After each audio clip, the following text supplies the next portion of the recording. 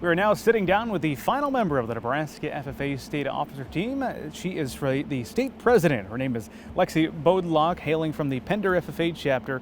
Was just a year ago. We were up in another area of Pinnacle Bank Arena doing the introductory interview as you and your teammates were named state officers. That was a year, but a lot has happened. What were some of the key takeaways this past year that you're able to walk away from this experience with? Gosh, so many.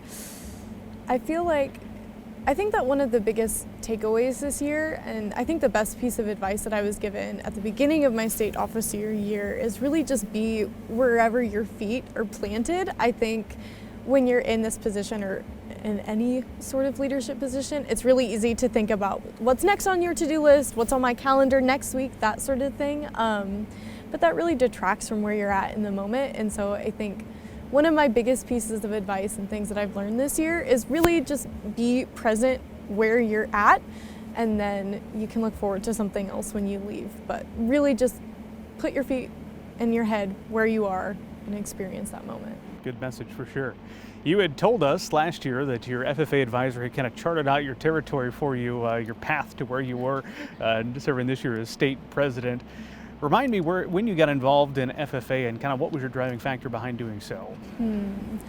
I was really fortunate enough to come from a school where FFA was pretty much known about in elementary school, all throughout high school, and so I vividly remember just being a little elementary student going to elementary ag day or making ice cream in my classroom and those sorts of things. And so it's sort of just a given that once you're old enough you get to join FFA. And so I remember taking a introduction to agriculture class my 8th grade year, and then Mr. Bartlett and I really just got along. And so it was never a question of if I would join FFA, more about when I got to finally be in that class. And then just being with my classmates, learning all throughout high school, and now with my state officer team. I have to imagine you were involved in some contests. One or two of your favorites in high school? What were those?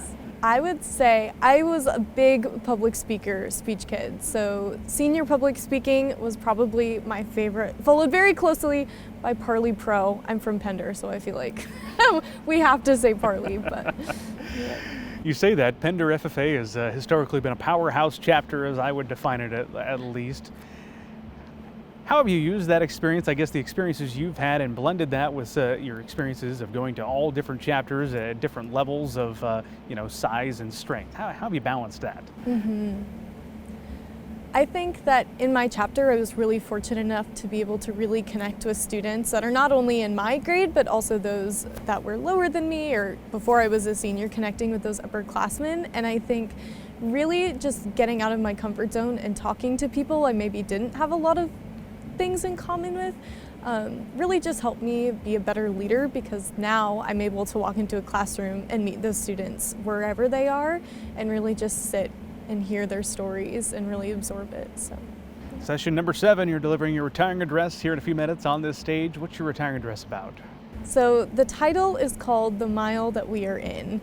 And so I sort of just talk about some impactful experiences I've had as an athlete, and then just in my year of state office, and then again going back to really just being present, focusing on not the entire race, not the whole marathon. Don't think about mile 1 if you're on mile 8.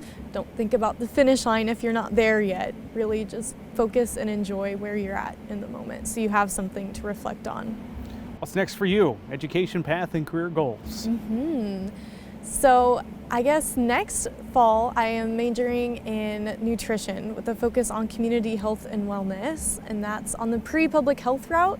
So I get a little bit of the science classes. I'll graduate with a degree in nutrition, but I also get to learn a lot about how to communicate a health message. And then eventually I would like to pursue a master's in public health and then on to law school. So. Coming up here at the end of session 7, toward the end, 7 individuals will be named state officers. If you can offer one piece of advice to those members that are anxious right now, what is that piece of advice?